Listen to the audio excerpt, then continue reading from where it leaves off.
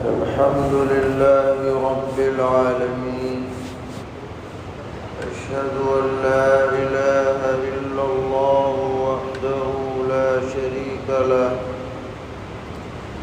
وأشهد أن سيدنا ومولانا محمدًا عبده ورسوله، صلى الله تبارك وتعالى عليه وعلى آله وأصحابه وذرياته أجمعين. أما بعد، فأعوذ بالله من الشيطان الرجيم. بسم الله الرحمن الرحيم. وإن تعدوا نعمة الله لا تحصوها، إن الإنسان لظلوم كفار. صدق الله مولانا العلي العظيم.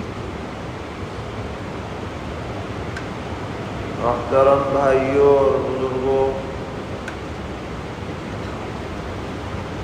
اللہ کا فضل ہے کہ ہم سب صاحب ایمان ہیں،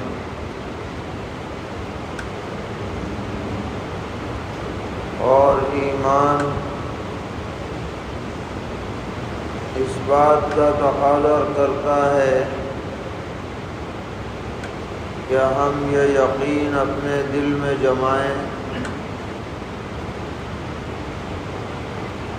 کہ ہمیں جو بھی نعمتیں میسر ہیں،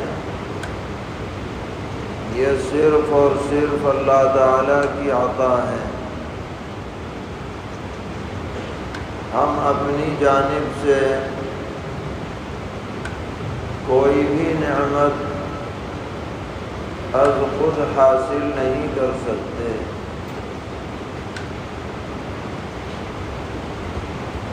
چاہے وہ آنکھوں سے دیکھنے کی نعمت ہو، یہ کسی دکان پر نہیں ملتی، کانوں سے سننے کی نعمت ہو، اسے قیمت سے حاصل نہیں کیا جا سکتا، زبان سے بولنے کی نعمت ہو، اسے کوئی آدمی اپنی جانب سے منتقل نہیں کر سکتا۔ کیا ہم بولنے والے ہیں؟ کسی گونگے سے کہہ دیں کہ ہماری زبان تم لے لو، تم بولو، ایسا ممکن نہیں۔ یہی حال ہمارے دل دماغ کا ہے، اور جسمانی نظام کا ہے۔ ایسا عظیم نظام اللہ تعالیٰ نے بنایا ہے کہ آج تک انسان حیران ہے۔ پورا بدن ایک حکومت اور سرکار کی طرح چلتا ہے، رگوں کی شکل میں کتنی پائپ لائنیں پورے بدن میں بچھی ہوئی ہیں، سر سے لے کر کے پاؤں کی انگلی تک خون کا دوران ہے۔ اگر ایک جگہ بھی کوئی سوئی چبھتی ہے تو پورا بدن اس کی تکلیف محسوس کرتا ہے۔ تو عجیب و غریب اللہ تعالیٰ نے نعمتیں ہمیں عطا کر رکھی ہیں۔ اگر ایک ایک نعمت کو ہم شمار کرنا چاہیں تو زندگی گزر جائے گی، نعمتوں کا شمار بھی نہیں ہو سکتا، شکر ادا کرنا تو دور کی بات ہے۔ ہمارے جاننے والے ایک ڈاکٹر صاحب ہیں، بڑے ڈاکٹر ہیں، وہ کہہ رہے تھے کہ ڈاکٹری اور میڈیکل سائنس بجائے خود اللہ تعالیٰ کی قدرت پر دلیل ہے۔ وہ دل کے ڈاکٹر ہیں، سرجن ہیں۔ وہ بتا رہے تھے کہ صرف اسی علم کے اندر سینکڑوں نشانیاں اللہ تعالیٰ کی قدرت کی پائی جاتی ہیں، اور آدمی کا ضمیر یہ کہنے پر مجبور ہو جاتا ہے کہ اس کا بنانے والا، چلانے والا، باقی رکھنے والا، زندگی دینے والا وہ صرف اور صرف ایک ہے، اور وہی اللہ معبود اور مسجود بنائے جانے کے لائق ہے۔ چنانچہ اللہ تعالیٰ نے فرمایا وَفِي أَنفُسِكُمْ أَفَلَا تُبْصِرُونَ، خود تمہارے اندر ہماری نشانیاں پائی جاتی ہیں، تمہیں نظر نہیں آتی؟ کیا تم دیکھتے نہیں؟ أَفَلَا تُبْصِرُونَ۔ اور اس کے علاوہ باہر کی دنیا پہ نظر ڈالیے، یہ سورج ہے، جب سے دنیا قائم ہے اور جب تک یہ رہے گی اپنے وقت پر نکلتا ہے، اپنے وقت پر غروب ہوتا ہے۔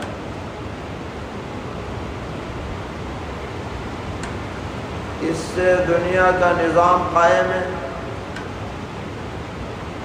اور یہ یہاں سے لاکھوں میل دور ہے۔ دنیا کی کوئی بھی طاقت سورج پر اثر انداز نہیں ہو سکتی۔ کوئی پارلیمنٹ ہو، کوئی فوج ہو، کوئی بڑے سے بڑا طاقتور محکمہ ہو، وہ یہ فیصلہ کر لے کہ بھئی کام زیادہ ہے، دن کا وقت ذرا بڑھ جانا چاہیے، آدھا گھنٹہ، 1 گھنٹہ، یہ تو دور کی بات ہے، سیکنڈ بھی نہیں بڑھ سکتا تمہارے کہنے سے۔ سرور عالم صلی اللہ تعالی علیہ وسلم نے صحابہ کرام رضی اللہ عنہم سے پوچھا تمہیں پتہ ہے یہ سورج کہاں چلا جاتا ہے؟ عرض کیا کہ ہمیں تو نہیں پتہ، اللہ رسول کو معلوم ہے۔ تو نبی اکرم علیہ السلام نے فرمایا کہ یہ سورج عرش خداوندی کے نیچے جاتا ہے، ہر دن سجدے میں گر جاتا ہے۔ اس کو آرڈر ہوتا ہے کہ چلو آگے چلو، تب اس کی مجال ہے کہ آگے بڑھ جائے۔ اجازت ملنے کے بعد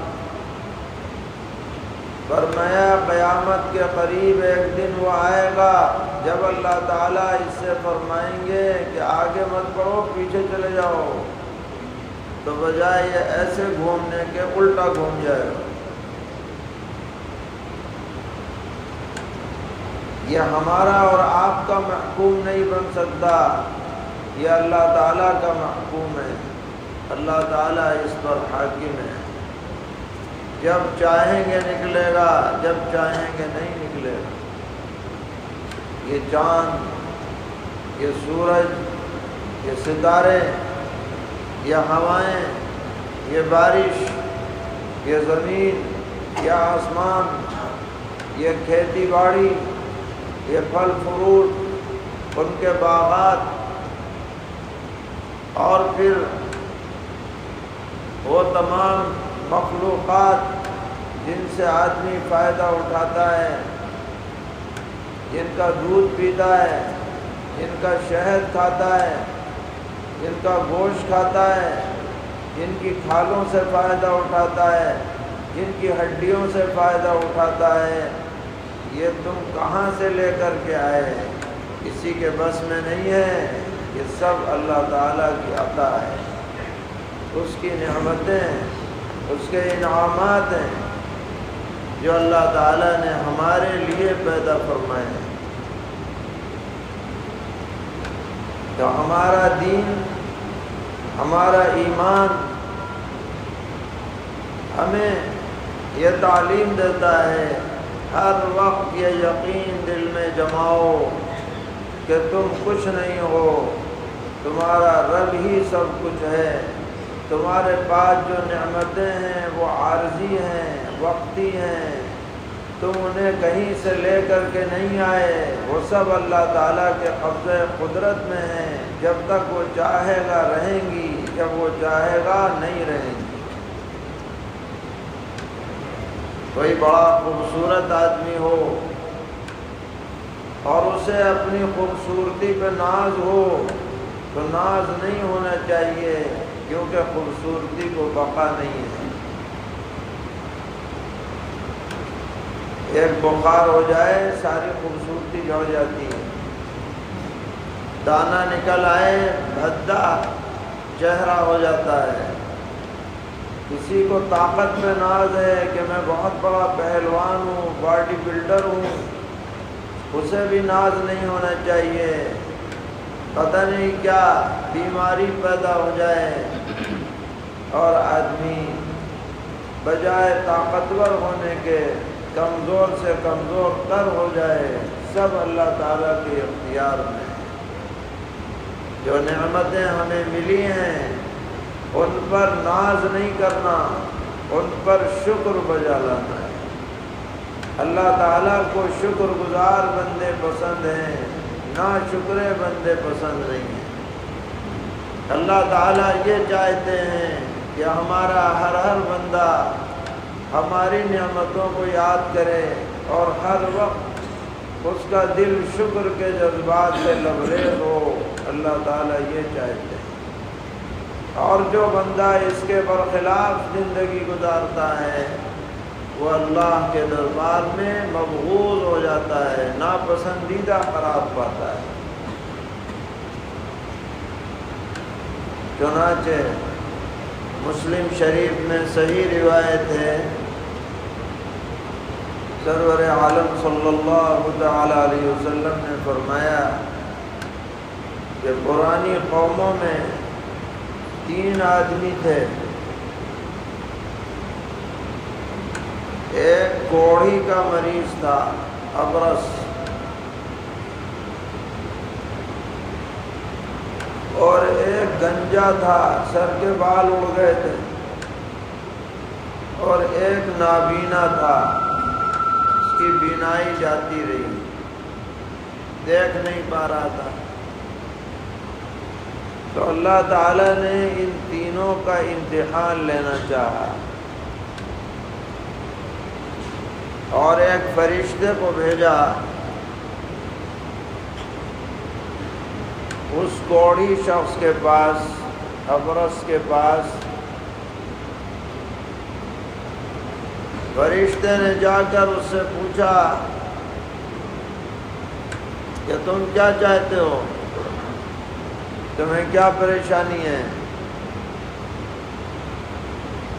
کوڑھی نے کہا کہ میں بہت پریشان ہوں، لوگ مجھے طعنے دیتے ہیں، کوئی میرے پاس بیٹھنا نہیں چاہتا، بدبو آتی ہے میرے بدن سے، لوگ گھن کرتے ہیں، کہ تمہاری کیا خواہش ہے؟ فرشتے نے کہا کیا خواہش ہے؟ اس نے کہا کیا خواہش ہوتی، میں چاہتا ہوں میرا بدن اچھا ہو جائے، رنگت ٹھیک ہو جائے، بدبو جاتی رہے، جیسے اور اچھے صحت مند لوگ ہیں میں بھی ہو جاؤں۔ کیا اچھا ٹھیک ہے۔ اس پر ہاتھ پھیر دیا اس نے، فرشتے نے، اور اللہ تعالیٰ نے اس کی برکت سے اس کو صحت عطا فرما دیا، بالکل چنگا ہو گیا، ٹھیک ٹھاک۔ اس کے بعد فرشتے نے پوچھا کہ تمہیں زندگی گزارنی ہے، تمہیں مال و دولت کی ضرورت پڑے گی تو کیا چاہیے تمہیں؟ اس نے کہا کہ جی اونٹ مل جائیں تو بڑا اچھا رہے۔ کہ اچھا ٹھیک ہے، ایک گابن اونٹنی اس کو دے دی اللہ تعالیٰ کے حکم سے کہ تم اسے پالو پوسو۔ اس کے بعد گیا وہ فرشتہ گنجے شخص کے پاس، اقرع، اس کا حال چال پوچھا کہ بھئی کیا حال چال؟ اس نے کہا جی بہت برا حال ہے، جسے دیکھو تانے دیتا ہے کہ گنجا چلا جا رہا ہے، میں تو تنگ آ چکا ہوں زندگی سے، کیا چاہتے ہو؟ کہ یہی چاہتا ہوں اچھے بال ہو جائیں، لوگ مجھ سے گھن کرنا چھوڑ دیں، میرے پاس لوگ آنے جانے لگیں، کوئی تانا نہ دے۔ تو اس پہ ہاتھ پھیر دیا، وہ ماشاءاللہ ٹھیک ہو گیا، بڑھیا بال ہو گئے، دیکھنے میں اچھے لگنے لگے۔ کیا چاہیے تمہیں مال و دولت میں؟ اس نے کہا جی گائے وائے کا انتظام ہو جائے تو اچھا رہے۔ چنانچہ فرشتے نے اس کے لیے اللہ تعالیٰ کے حکم سے ایک گابھن گائے کا انتظام کر دیا، اس کو دے دی گئی۔ اس کے بعد یہ فرشتہ نابینا شخص کے پاس پہنچا جو دیکھ نہیں پا رہا تھا، اعمیٰ تھا، اس سے جا کر حال چال پوچھا۔ اس نے کہا کہ بس کیا بتاؤں، زندگی تو ایسی گزر رہی ہے، نظر تو کچھ آتا نہیں، اگر میری بھی آنکھیں ہوتی تو میں دیکھا کرتا اللہ کی نعمتوں کو، اب تو میں دیکھ ہی نہیں سکتا۔ کیا چاہتے ہو؟ کہ اللہ تعالیٰ مجھے بینائی عطا کر دے، میں بھی اور لوگوں کی طرح دیکھنا چاہتا ہوں۔ تو فرشتے نے ہاتھ پھیر دیا، بینائی اللہ نے لوٹا دی، خوش ہو گیا۔ وہ پوچھا کہ تمہیں کیا چاہیے مال و دولت میں سے؟ کہ جی بکری مل جائے اسی میں گزارا کر لیں گے، اور کیا ہے۔ تو ایک گابھن بکری اس کو دے دی۔ اب یہ تین آدمی ہیں، پہلا کوڑھی تھا، اس نے اونٹ پسند کیا، دوسرا گنجا تھا، اس نے گائے بیل پسند کیا، تیسرا نابینا تھا، اس نے بکری پسند کی، اور تینوں کے ہاں اللہ نے برکت دے دی، پورا میدان بھر گیا، کوڑھی والے کے اونٹ ہی اونٹ ہو گئے، پورا باڑہ بھر گیا اونٹوں سے، اور گائے والے کے گائے گائے ہو گئیں، پورا جو گھیر تھا وہ بھر گیا، اور جناب جو نابینا تھا، جو بینا ہو گیا تھا، اس کی بکریاں ہی بکریاں ہو گئیں۔ تینوں میں برکت اللہ تعالیٰ نے عطا کی۔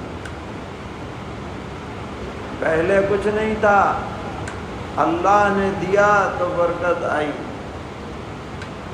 اب اللہ تعالیٰ امتحان لے رہے ہیں۔ وہی فرشتہ جو پہلے آیا تھا اب ایک مسافر کی شکل میں پہنچتا ہے، کمزور حالت میں، فقیر ہو کر، اور اس کوڑھی کے پاس جاتا ہے اور کہتا ہے کہ میں سفر میں جا رہا تھا، راستے میں میری سواری ختم ہو گئی، انتظام کچھ نہیں ہے، بڑا پریشان ہوں، آپ اگر اپنا ایک اونٹ دے دیں گے تو میں اپنی منزل تک پہنچ سکتا ہوں۔ آپ مجھ پر رحم کیجیے۔ تو وہ جو کوڑھی تھا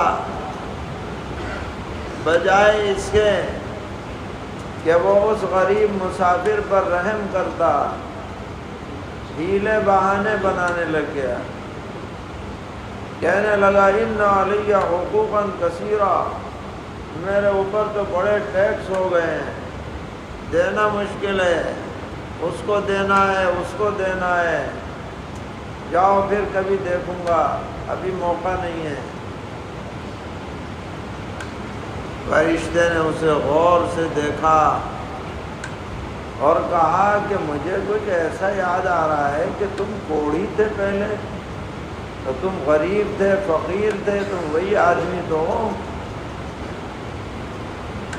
تو یہ جھٹ انکار کر دیتا ہے کہ نہیں، میں کہاں کوڑھی اوڑھی، یہ تو مجھے مال وراثت میں ملا ہے، کابرن عن کابرین، میں تو پرانا مالدار ہوں،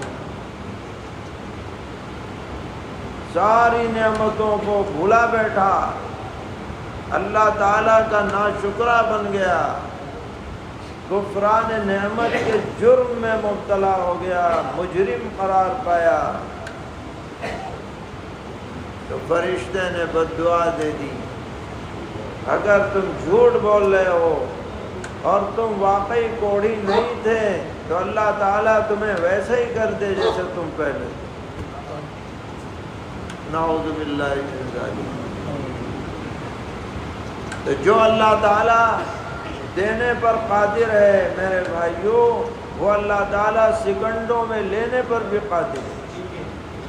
وہ دے بھی سکتا ہے، وہ لے بھی سکتا ہے، وہ عطا بھی کر سکتا ہے، وہ چھین بھی سکتا ہے۔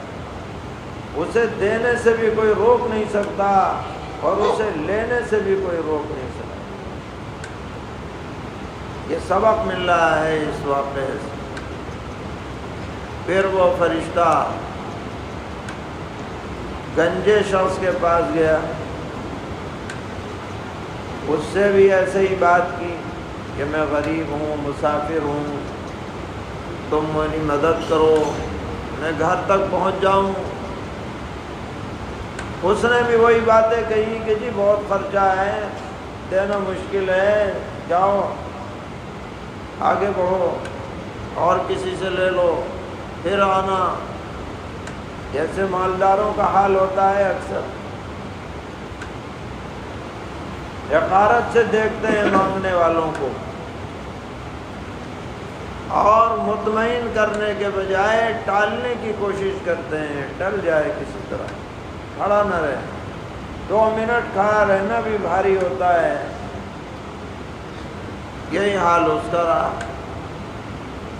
فرشتے نے اس سے بھی کہا کہ ارے تم فلاں آدمی تو لگ رہے ہو، تم گنجے ہوا کرتے تھے، غریب تھے، فقیر تھے، محتاج تھے، لوگ تمہیں طعنے دیا کرتے تھے، آج تم ماشاءاللہ مالدار بن گئے۔ وہ بھی یہی جواب دے گا کہ کہاں کیسی باتیں کر رہے ہو، یہ تو میرے باپ دادوں کا مال ہے، کابرن عن کابرین مجھے ملا ہے۔ فرشتہ اسے بھی بد دعا دے دیتا ہے کہ اگر تم جھوٹ بول رہے ہو تو اللہ تعالیٰ تمہیں ویسے ہی کر دے جیسے تم پہلے تھے۔ اب پہنچا وہ نابینا کے پاس، اسے اپنی روداد سنائی۔ نابینا نے کہا کہ میں بہت کمزور آدمی تھا، میں دیکھ نہیں سکتا تھا، لوگ مجھ سے قریب نہیں آتے تھے، میرے پاس کچھ مال نہیں تھا، میرے اللہ نے مجھے بینائی عطا کی، میرے اللہ نے مجھے مال عطا کیا، میرے اللہ نے مجھے برکتوں سے نوازا، لو یہ بکریاں ہیں، جتنی چاہیں تم لے جاؤ، میں کسی چیز میں رکاوٹ نہیں ڈالوں گا۔ اللہ نے دیا ہے، اللہ کے بندوں پہ خرچ ہو جائے گا، مجھے کوئی پرواہ نہیں ہے، لے جاؤ۔ میں یہ نہیں کہوں گا کہ یہ کیوں لے جا رہے ہو، میں منع نہیں کروں گا، میں دے دوں گا، تمہارے لیے کھلی چھوٹ ہے۔ فرشتے نے کہا کہ مجھے لینا نہیں تھا، میں تو آزمانے کے لیے بھیجا گیا ہوں۔ تم امتحان میں کامیاب ہو گئے شکر گزاری کی وجہ سے، اور تمہارے دونوں ساتھی امتحان میں ناکام ہو گئے۔ یہ واقعہ پوری امت کے لیے نصیحت ہے، عبرت ہے۔ ہر آدمی کے لیے اسے جو بھی کچھ ملا ہے اللہ کی عطا سے ملا ہے، یہ سمجھے آدمی۔ ماں کے پیٹ سے کوئی لے کے نہیں آیا، ماں کے پیٹ سے کوئی سونے کا چمچہ لے کے نہیں آتا ہے۔ اسے جو کچھ ملتا ہے میرے بھائیوں اللہ تعالیٰ کی عطا سے ملتا ہے۔ اگر وہ شکر بجا لائے گا اللہ تعالیٰ اور عطا کریں گے، ان کے ہاتھ دینے میں کمی نہیں۔ فرمایا وَإِسْتَأَذَّنَ رَبُّكُمْ لَئِن شَكَرْتُمْ لَأَزِيدَنَّكُمْ،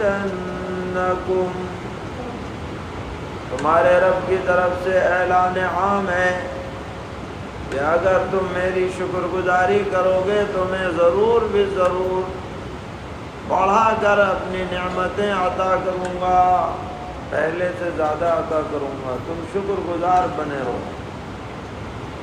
وَلَئِن كَفَرْتُمْ إِنَّ عَذَابِي لَشَدِيدٌ، اور اگر تم ناشکری کرو گے، ہمارا احسان بھول جاؤ گے، یاد رکھو میرا عذاب بہت سخت ہے، میری پکڑ بڑی خطرناک ہے، اس پکڑ سے نہ کوئی بچا ہے نہ بچ سکتا ہے۔ اس لیے میرے بھائیوں سچا مومن وہی ہے جو اللہ کی نعمتوں کو یاد کرے، ہمیشہ دل سے شکر بجا لاتا رہے، تنہائیوں کے اندر غور کرے کہ میں تو کسی قابل نہ تھا، میرے رب نے مجھے عطا کیا ہے۔ اپنی ذات پر نظر نہ رہے، اللہ تبارک و تعالیٰ کی ذات پر نظر۔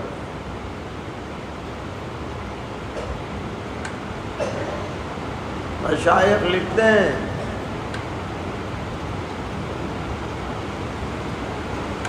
کہ بزرگان دین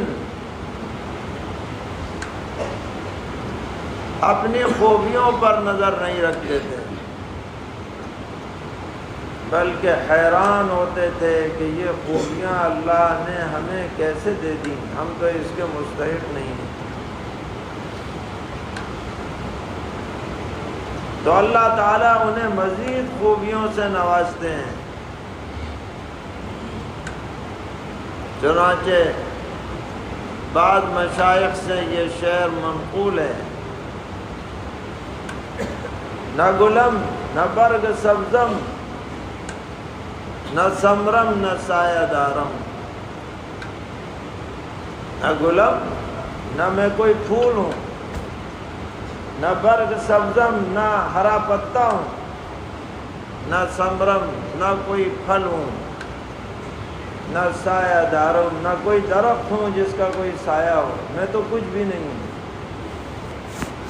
در حیرتم کے دہقاں بچے کار کشت مارا، حیرت میں ہوں کہ کاشتکار نے مجھے کیوں اگایا ہے، میں تو اس قابل نہ تھا، میرے اندر تو کوئی خوبی نہیں ہے، کوئی لوگوں کے لیے فائدے کی چیز نہیں ہے، نہ پھول ہے پھول ہوں جو خوشبو پہنچا سکے، نہ سبز پتا ہوں جو تری پیدا کر سکے، نہ پھل ہوں جو تقویت بخش سکے، نہ میرے پاس سایہ ہے کہ لوگوں کو سکون دے سکے، پھر بھی حیران ہوں کہ میرے کاشتکار نے، میرے خالق و مالک نے، میرے بنانے والے نے مجھے کیوں پیدا کیا اور مجھے کیوں وجود بخشا ہے۔